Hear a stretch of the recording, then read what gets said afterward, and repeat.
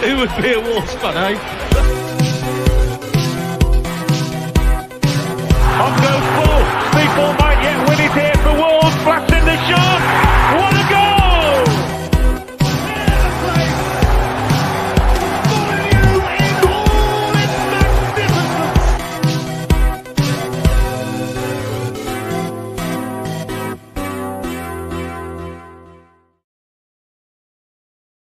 Everyone, welcome to your latest Wolves Fancast match preview. I'm your host, Little Dan. We've got a big episode tonight. We've got 3 guests, as you can see.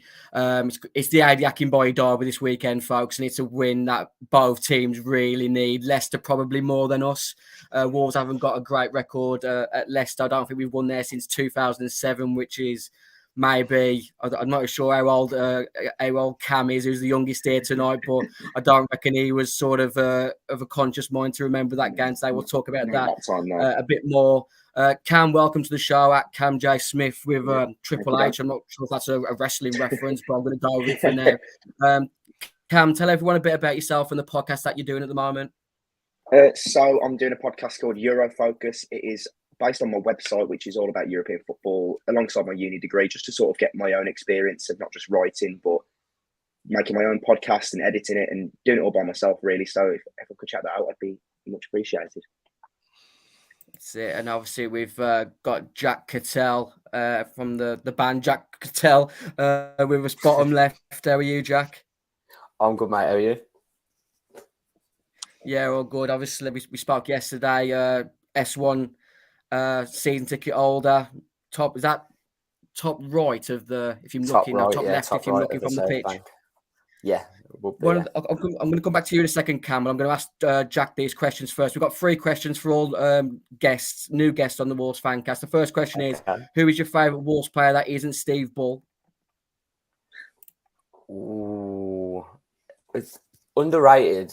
Andy Keogh. I used to love Andy Keogh when I was growing up. Thought he was very underrated as a Wolves player. Always put a shift in, as McCarthy used to say. Big Marmite player Andy Keogh was. I remember the Freddie Keogh saga that went on under Mick McCarthy, whether half the fans was chanting Keogh's name and half the fans were chanting for Freddie. Who's your player, Cam, who isn't? I mean, Steve probably isn't even your favourite player because probably wasn't even born, were you? So, Kevin Doyle and Bakary Sacco. I would say Neves, but I think that's a bit too obvious, really. But Kevin Doyle was the first name I had on the back of my shirt when I was young. I'm only 19 now. So, yeah, I'd probably say Kevin Doyle or Sacco for me. Second question, Cam, is who's had or got the best haircut at Wolves? Ooh. I would have said Nuri, but he shaved it all off now, hasn't he? So it's a difficult question. Tried, but I went too far. You put me on the spot here. Neto or Traore, Adama. What's your opinion, Jack? Short and simple, Moutinho. Yeah, you can't knock strong. It, yeah. And then the third question, which I'm going to ask all of you before I come to ask you a different question. Chocolate and ketchup, fridge or cupboard? I'll come to you first, Cam. Chocolate, cupboard, ketchup. I'm easy. I don't really mind with ketchup, but if I was to put it somewhere, I'd put it in the fridge. Ash? Yeah, it's a cupboard job for me. What about you, Jack? Ketchup definitely in the cupboard. Chocolate, easy either way, to be honest. I'm one of those weird ones.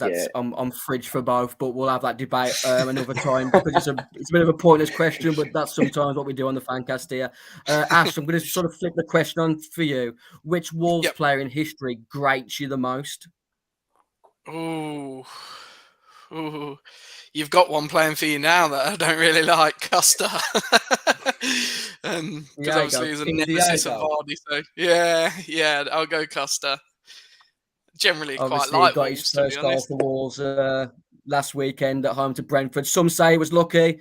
I'm more of the fortune favours the bold. It was a great finish for me, and it's great to see him finally on the score sheet for Wolves. I did make a sort of tongue-in-cheek bet with myself months and months ago that I said I would fully shave my head when Diego Costa got his first goal, but it sort of coincided with me fucking up my moustache earlier on in the week, which led to it all having to come off. So let's talk about the big game this weekend. Obviously, Wolves away to Leicester. Ash, Leicester are really in bad form at the moment. Dean Smith had his horrific start away to Man City last week.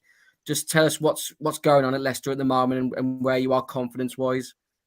Yeah, it's carnage. They're in the gutter at the minute, aren't they? They've made an appointment in Dean Smith and obviously brought Shakespeare and John Terry in as backroom staff. We can only hope now that we stay up on effort and effort alone, because obviously I know Man City was not the ideal fixture to have a new manager bounce at the Etihad.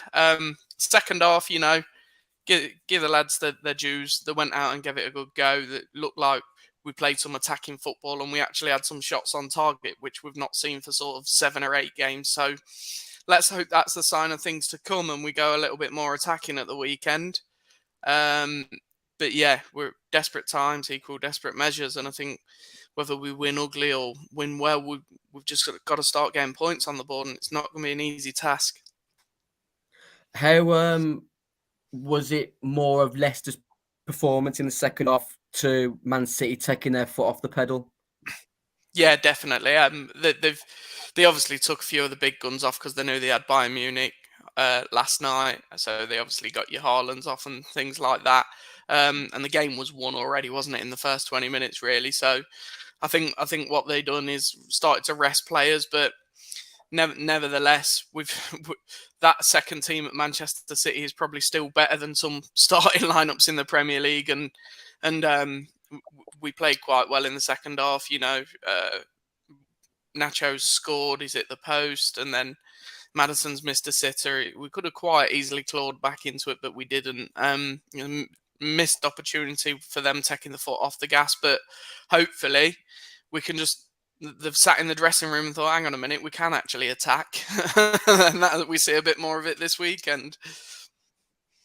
That was the big moment for me, Ash, like you just mentioned there. Maddison went through to make it 3-2. Should have, in my opinion, squared it free. And Nacho, that was really frustrating, wasn't he? Yeah. He just seems to be a bit out of form, Maddison, at the minute. He made a costly mistake against Bournemouth. This is not me laying into him because obviously he's our best player by some stretch, but he just seems to be out of form at the minute, just at the wrong time. It's players like him that when you're in these kind of dogfights, you need them to be firing, and he's just not at the minute.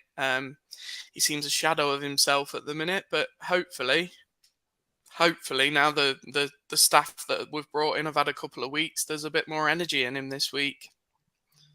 Obviously, we'll have a look at the league table there on the right on the screen. Cam, obviously, it was a big win for Wolves at home to Brentford last week, but lose to Leicester on Saturday, and they're only sort of 6 points with 6 games to go. We're still not safe by a long way, are we? Oh, definitely not. And I think it was a massive win, don't get me wrong, the last 2 results, but as you say, we're really not out of it. And I think a win this week, and I think I would like to say that we are. I can't see the sides down the bottom picking up the points, really. And I said on my own podcast last week that I thought Leicester were doomed, to be honest. Apologies, Ash. But as you say, it's one of those where if Leicester were to beat us this weekend, it's anyone's game, really, especially when you look at Bournemouth picking up points, for example. But I'm really stuck on it at the moment. What was your opinions on the win over Brentford, Jack? Obviously 2-0 on paper sounds a comfortable performance, but as much as Brentford huffed and puffed, they didn't really test Jose Sarr. No, they didn't. I thought we played really well, especially defensively. I think we've looked shaky over the past few weeks, so it was nice to see us be a bit more astute. And we started the game really well as well, which we haven't done for a while. I thought we were really front foot to start with, and I think we've got to be like that against Leicester as well. The team low on confidence. We've got to put them under the cosh, especially at Leicester as well, where, like you mentioned earlier, we haven't won there in quite some time. We need to really put the pressure on them early and try and kind of quell that atmosphere a little bit. How have Leicester been setting up recently, Ash? Because from the bits that I've seen, it seems like you've gone to a bit of a team that likes to sit and counter.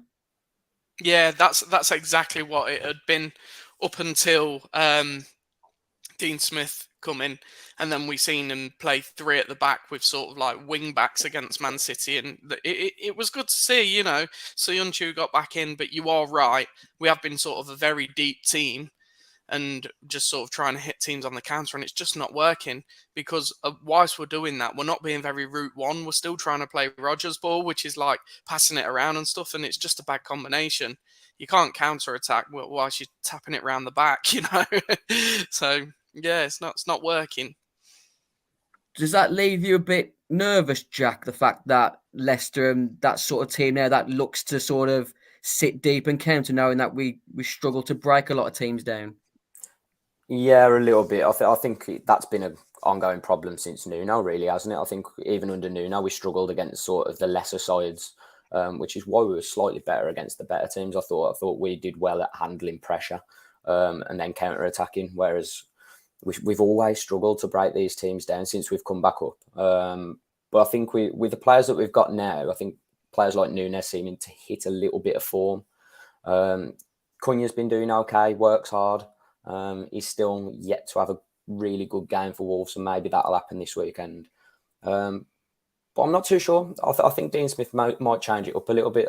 It's a bit different playing City, isn't it, compared to playing a team that's quite close to you. So I reckon he might set up slightly differently against us. As you're both new to the show, who are your sort of three you'd like to go down? I'll come to you first, Cam. Oof, I think... Not you think, who you'd like to go down. Who I'd like to go down, okay. I think it would be nice to see Everton go down, wouldn't it? Just to see them in the Championship, I think would be nice. I think Leeds and Southampton, Southampton definitely. Leeds, Southampton, Everton for me. I think we'd all maybe all agree that probably Southampton have probably got a little bit too much now, Ash.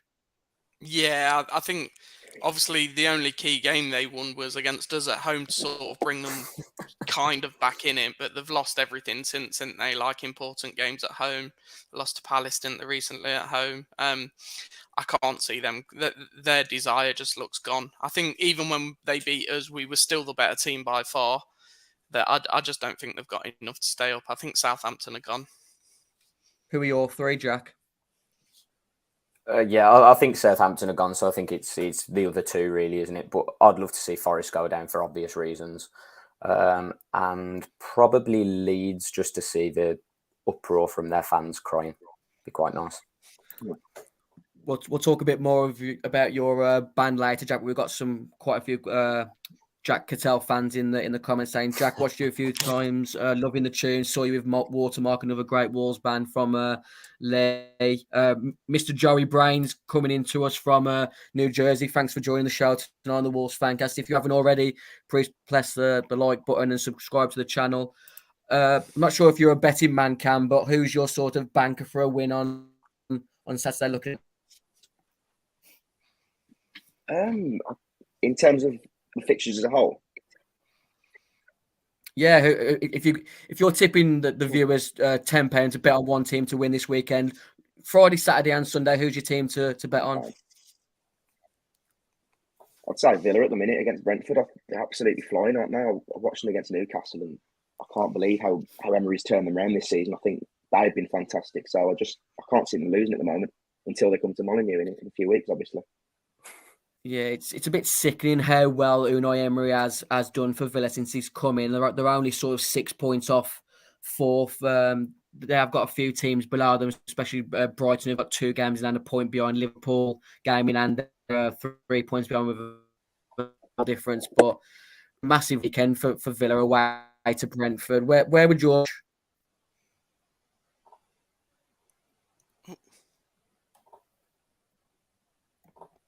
Sorry, guys. Yeah, have you lost me, guys? Where would your money be, Ash? I lost you a little bit. Again, I'd probably go Villa as well. I think they look absolutely excellent at the minute. I can't believe what they did to Newcastle last week, and they done it with ease as well. And it was a Newcastle side with the tails up. Obviously, Ash, I know you from the 12th Man podcast. I predicted Liverpool to beat Nottingham Forest 8-0 on the show last night. I think Forest are doomed this weekend. I know Liverpool, I know Leeds can't defend, but Nottingham Forest away record is absolutely atrocious. And I'm sure you being a Leicester fan, you wouldn't sort of begrudge Liverpool absolutely smashing them 8-0 on Saturday. Oh, it'd be lovely. I'd love to see it. At this stage, I quite like Leeds, but at this stage, anybody who can drop points around you, let's go for it. Yeah. And Liverpool, when they're cooking, they score high, don't they? I personally wouldn't mind Leicester staying up. Obviously, we've got the player legend between the two clubs that with a big connection, Mike Stowell, with his birthday yesterday. He's been caretaker manager a couple of times, or joint caretaker manager. Have Leicester fans got much of an affinity with Mike Stowell? To be honest with you, he's like you say, he's part of the backroom staff and stuff like that. And I think he was one of the two that was caretaker for the last few games before Smith come in. But yeah, the club appreciate him and stuff like that. Probably a little bit more of a legend for you guys than he is us, but he's appreciated. I think he's more of a legend to me based on the conversation that I had with Cam and Jack, who seem to be way too young to remember Mike Stowell in goal back in the 90s, but 400 appearances for Wolves, had some great times. Was probably one of a small few that was really unlucky never to play Premier League football, along with sort of Steve Bull. Let's talk about the Adiakinboy derby. Obviously, Leicester's team news that came out today. The main news for me, Ash, was that Harvey Barnes has been ruled out. And obviously, Johnny Evans is still out. Ricardo Pereira's pulled his hamstring, is out for another few weeks. But Yuri Tielemans is probably going to start again the weekend. Yeah, Tielemans will start. Obviously, he started against Man City and they gave him a run out and took him off. But yeah, obviously he'll be a lot fitter this week. Ricardo I don't mean this to bash the guy, but he's constantly injured now. Ever since he had that ACL injury, he's just not been the same player. And the injuries just keep totting up for him. I do feel sorry for him because he had so much potential. Yeah, but, it is a real shame with Ricardo Pereira, because I remember he was sort of Portugal's number 2, fighting alongside Nelson Semedo at one point. Obviously, he's had quite a few bad injuries similar to Johnny Otto for Wolves, so he is a massive loss to you. Because who is your main right back nowadays? Well, Castagna will play there, but the other one that we've got is James Justin, and he's out injured as well, isn't he, long term? So we've been absolutely battered in the wing back position this season, right back position, left back position in terms of injuries.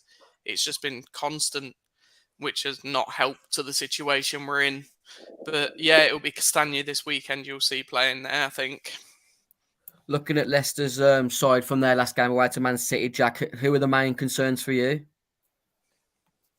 The obvious one, isn't it? Maddison's the main concern. Tielemans always seems to have a good game against Wolves, though. So I know he's that goal he scored at Molineux earlier on in the season was ridiculous, wasn't it? Oh, I've tried to get that game out of my mind. 4-0, wasn't it? I think. Well, yeah, it was, absolutely obliteration. He wasn't even like a justifiable 4-0 for me, Ash. We had quite a few chances, Wolves, but literally everything that went for Leicester that day, literally. Jose side no chance. That Tielemans goal was an absolute rocket. Absolutely just shook the whole ground. Nearly broke the crossbar and post. And he just cut us apart many times throughout that game. I think Jules Brule set up Harvey Barnes. I think Jamie Vardy got one after absolutely guzzling a can of Red Bull on the bench that day. He did, yeah. He did. And he what done was your thoughts on that game, Ash? Well, yeah, I agree with you. I think certainly the first 10 minutes you were all over us, weren't you? And then we got the goal, and it just, like the Wolves, sort of the atmosphere just seemed to zap in the stadium a little bit, and that's when Leicester started catching you in every mistake kind of thing. But like that happened too many times earlier in the season, didn't it? I think that happened way too many times under Large earlier in the season. I was just about to say, typical Large ball, wasn't it? Even when he first came in, we were playing teams off the park and still managing to lose. It was strange. Obviously, the Wolves news that came out today during Lopetegui's press conference, no new injuries, no real sort of talk at the moment about a new contract for Diego Costa, which is probably right at the moment. Two decent games on a spin doesn't really justify a new contract yet, does it? John Percy did report today that Wolves are preparing for a future without captain Ruben Neves.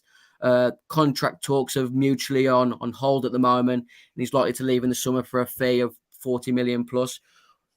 Based on the last 2 games, Cam, a future without Ruben Neves isn't as scary as it seems. Yeah, it's something you can't avoid. And I watched Gully's analysis the other day, and I thought it was all spot on, really. I heard him talk about the sort of shared control throughout the team, and I think it's evident, isn't it? And you can see the sort of difference in intent, because as much as we all love Neves and we've all loved him for years, he does slow the game down, isn't it? He's a very much somebody you want when you're playing on the back foot, to play the ball out from the back and control games like he does. But watching Lamina and Gomez at the moment and Nunes drifting in like he does, I think I'd be disappointed if I saw him start on Saturday, to be honest.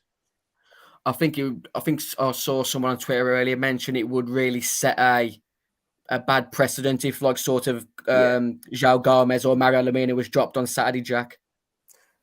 Yeah, I'll personally bench Neves. I think similar to what Cam's just said, there's no doubting he's probably the best player that we've seen at Wolves in our lifetime, probably your lifetime as well.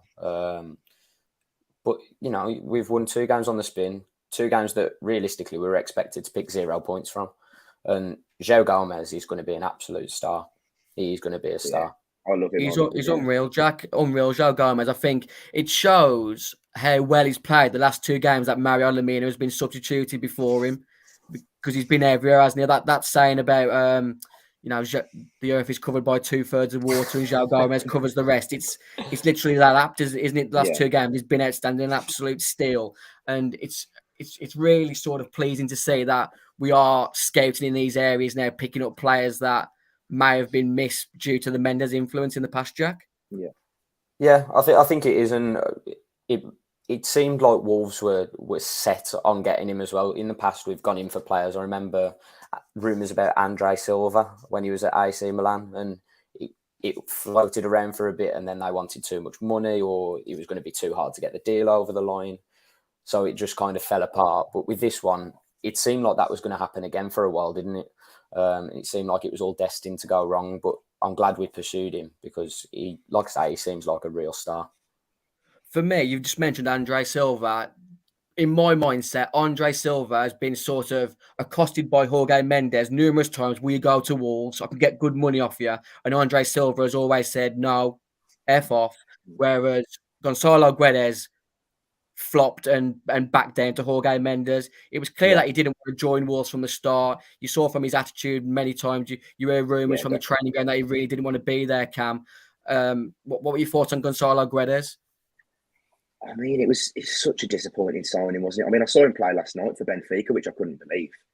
The fact that he's left us and he's now playing Champions League football. But no, as you say, his attitude stunk. And I think apart from 1 or 2 games, I think he played well. Was it Brighton at home when he scored? And I think he was really good that day. There's only a handful of occasions where I think he come on as a sub or from the start where he really did. I know it sounds old school, but apply himself, if you get what I'm saying. I don't think he did that at all. It's just like I said, it's really pleasing to see that we are scouting players like João Gomez now, and not just being on Jorge Mendes' merry-go-round of players. How was your team sort of fared since the January transfer window, Ash? Terrible, really. What players came in January? Have any players who came in January have actually made any influence or improved the team at all? Yeah, well, for the first couple of games, the left back Christensen, he looked solid, you know, and I felt like he was going to be a great signing. He showed a lot of promise. He was, you know, running down the wing, whipping balls in, getting back, overlaps and stuff like that. And I was getting quite excited about having him there at left back instead of Luke Thomas. But he seems to have really, I think it's confidence, but he seems to have lost his way the last sort of 2-3 games massively. We bought Tete in, the Brazilian, for one of the first Brazilians to play for Leicester City, and he scored against Villa, and it looked like he was going to be a live wire. But since then, he's a shadow of the man we've seen against Aston Villa. And then the one that plays the most is Satar, you know, from Stoke City, the centre back, the big guy. And he's hot or cold. You know, some games he can be excellent, picking passes out and everything and defending well. And then some games he looks a liability. So it's a 50-50 window. We needed replacements, but I think they done it in a rush. I thought you were going to I thought losing Wesley Fofana was going to be a massive blow for you, but the way he and Koulibaly defended for Chelsea the other week, I'm not sure that he has been a massive loss compared to you, because obviously Voot Face and obviously Harry Satori at your centre. Obviously, Suyunchu's come back in recently as a. Yeah. Have you really missed Wesley Fofana, or was he that head and shoulders better than what you had? Do you know what? When we were playing Dan Amate at the back then, yes, you sit there and you think, what have we done? Why have we done that? But again, it was just Rodgers being arrogant. Do you know what I think that is, Ash? I'm sorry to interrupt you. You've had so many years living it up in Europe, winning the league, winning the FA Cup. The football gods have decided we've seen enough of Leicester having Daniel Amate in your centre half for a few weeks. That's exactly what it is. They've looked down and said, "You've had your time, and you've been celebrating a bit. You can get slapped for a couple of years." The other news that came out today, reported on Twitter that Saudi Arabia club Al Ittihad have approached Adama Traore to join them in the summer. He's out of contract. You mentioned sort of how Wolves have improved recently based on looking at Gully's tactical analysis. Cam, for me, when Neves and Adama are in the starting 11 or playing together, everyone else just seems to go, right, get the ball to one of them two and hope they do something. Whereas recently, they've all upped their game. Do you agree with that? Oh, 100%. It's like you say, whenever Adama's on the pitch, it's very much a case of shift the ball out to the right-hand side. And then, for example, when he does beat him on, and I think under Lopetegui, he has put a few decent balls in, but we never seem to have the bodies in there, do we? I think when he's on the pitch, we're very lopsided, and that shows with the amount of bodies we do get in the box, to be perfectly honest. And I think it's time for him to leave now. He's never really fully staked his claim in the team, has he, in all of his time here? So I'd be happy to see the back of him, to be honest. Do you feel the same with that, Jack? I'm going to sit on the fence here. I'm not too sure. He's one of them players that... It gets you off your seat, doesn't he? He does get you off your seat. He entertains. He's not always the most productive, but he always causes problems. And I was saying this about Diego Costa in a completely different mould, not because of his pace. When he was sort of not really doing much in games, but he was still occupying defenders and creating space for others. And he truly is a unique player, isn't he? I don't think we'll ever see another player like that at Wolves, but it might be the right time for him to move on. I think if he did sign a new deal, I wouldn't be upset. He's always a good option, but I think he'd have to be an option and not a starter for me. I think you're always waiting for that little bit more, aren't you, in terms of just really kicking on, because he never has fully kicked on, has he, in terms of a full season at his best, really. All the ability, but I think he just lacks. It lacks the mental game a little bit, doesn't it? Yeah, I definitely. You mentioned it just, Pam, the fact that we just don't get enough bodies in the box. We haven't ever replaced Matt Doherty coming in at the back post for me. No. The biggest sort of conundrum for me is the fact that if we could get him to sign a new contract, could he sort of combine with Sasa Kalajdzic when he finally gets fit? Because some of Adama's overhit crosses, surely he can be getting on the end of. I saw him the other day before the game, actually, Sasha Kalajdzic, and my God, I didn't realise how big he was, to be honest, because I missed the first game when he played against Southampton, so I never saw how big he was, really. But I'd be looking forward to seeing him in a Wolves shirt, to be honest, Kalajdzic. As you say, would he be able to link up with Adama? I don't know, because yet again, would we get bodies in the box then? It's then a case if you've got a big centre forward and nobody else up there with him, which I think we're very guilty of doing when we have Adama on the pitch, is having Adama and a centre forward up there and then everybody else is sat on the edge of the box. I just think it's really difficult. You talk about sort of Adama overhitting crosses and stuff like that. Like I just mentioned, we don't get enough bodies in the box. He put one overhit cross on Saturday, which sort of, by the time it would have landed on someone's head, it would have been within the sort of goalpost sort of perimeter sort of thing. We just don't get enough bodies in the box. And as good as Diego Costa is, he can't, unless you're David Beckham in your prime, you're not finding that sort of player in the box, are you? And Jimenez is just, I hate having the conversation about Jimenez now because it's so frustrating. We had an elite European striker, didn't we, Jack? And he's gone the end of the season, probably. Yeah, obviously you can't begrudge him. You know, the fact that he's still playing is testament to him, I suppose. But I think this summer's the time to sort of bid him farewell. I don't want it to get to a stage where I resent him, because, like you say, that one season he had where we were in Europe, he was one of the hottest strikers in Europe, wasn't he? He was. That is starting to fire. creep in there, though, isn't it? There is a start of a bit of resentment coming from the fan base now. Yeah, I don't want it to get to that. It's similar to Nuno. I think Nuno left Wolves at the right time, so he didn't tarnish what he'd built. He left on good terms, and I hope Jimenez can have that same sort of farewell at the end of this season. Go off maybe back home to Mexico if that's where he wants to go, or to America, so he's closer to home. And all the best. Yeah, it's all about trying to get the right sort of, just getting a nominal fee, isn't it, for Jimenez now? What's the sort of fan base like for Jamie Vardy nowadays, Ash? Because obviously he's got to be coming to the end of his career now. His hips are probably the same sort of strength as mine, and I'm 36 now, so he can't be far off my hips. No, you're right. To be honest with you, though, I think the fans at Leicester City, they'll always appreciate Jamie Vardy because he's been loyal to the core with us. So, he could have gone to Arsenal the season after the title win. He's been sniffed around a few times by other clubs. But like you say, he's definitely coming to the end of his tenure now. And when you do see him on that team sheet, you do sigh a little bit, knowing that you've got, we've got Iheanacho and Daka sat there who are a bit younger, who want to prove themselves. And when they come on, they seem to be a lot more lively than Vardy is now. I've watched Vardy this season, and it's a lot of sort of pointing at other players, telling them where to be instead of actually being the hungry hassle he's always been, which is sad to see, really. But he'll forever go down as a legend at the club, regardless of the outcome this season. I think he has got another year or so left on his contract, or two even. But I don't think he'll be there that long. I think he'll announce his retirement at the end of the season due to his rapid decline. I feel really, really sorry for Jamie Vardy because, like I said, I'm 36 now, and now the hips are starting to go. And to be honest, everyone knows the sort of situation that his wife Rebecca's putting him in the last sort of 18 months, probably. One of them's going to be, I'm a celebrity, get me out of here soon, to try and cover those legal costs, aren't they, at some point? But speaking about football and bad hips, Wolves Fancast are playing at Molineux on June the 2nd on behalf of Mind, the mental health charity.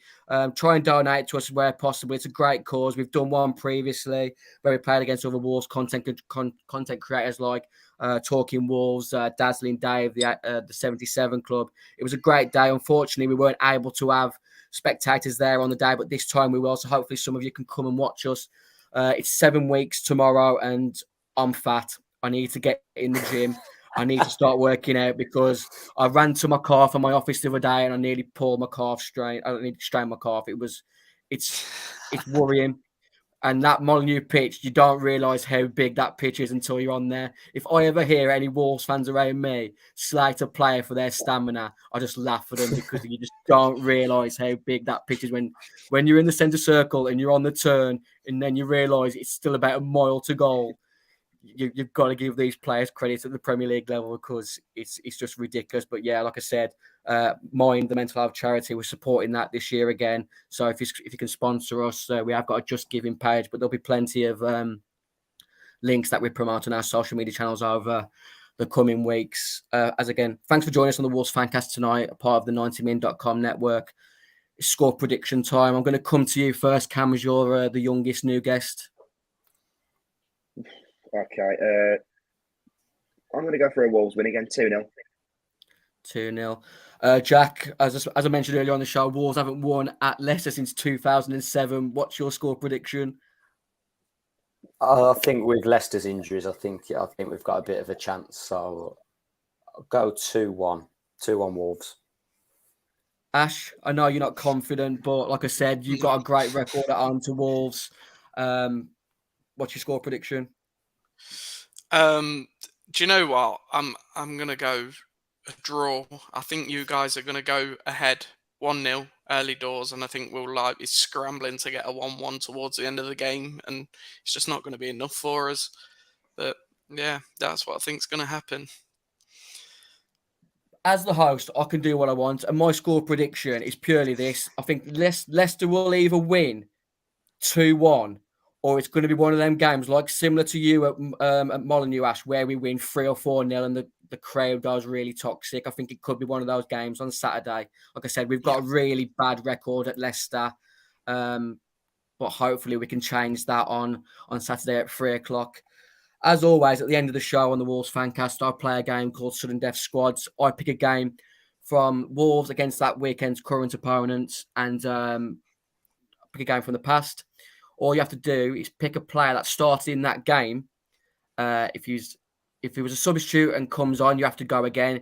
If you get a player wrong, you're out of the game. Hence, Sudden Death Squads. This week, the game is the game that I just mentioned. It's the last time that Wolves won at Leicester in 2007. So that day, Wolves won 4-1 at the, I believe it was the Walker Stadium back then, Ash. That got us into the playoffs on the last game of the season. So, like I said, 6th of May, 2007, Leicester 1, Wolves 4. Can you name a player that started in that game today? And Ash, as you're the oldest behind me on this show tonight, I'm going to come to you first. Name a player that started in that game that day. Okay. Oh, God. Matty Fryatt. Matty Fryatt started up front for Leicester that day. That's a correct answer. I'm going to come to you next, Jack. Michael Kitely. Michael Kitely is a correct answer. Cam. Andy Keogh. Andy Keogh is a correct answer. It's back to you, Ash. Wow. Oh. Lloyd Dyer. Unfortunately, Ash, you're out of this week's Sudden Death Squad.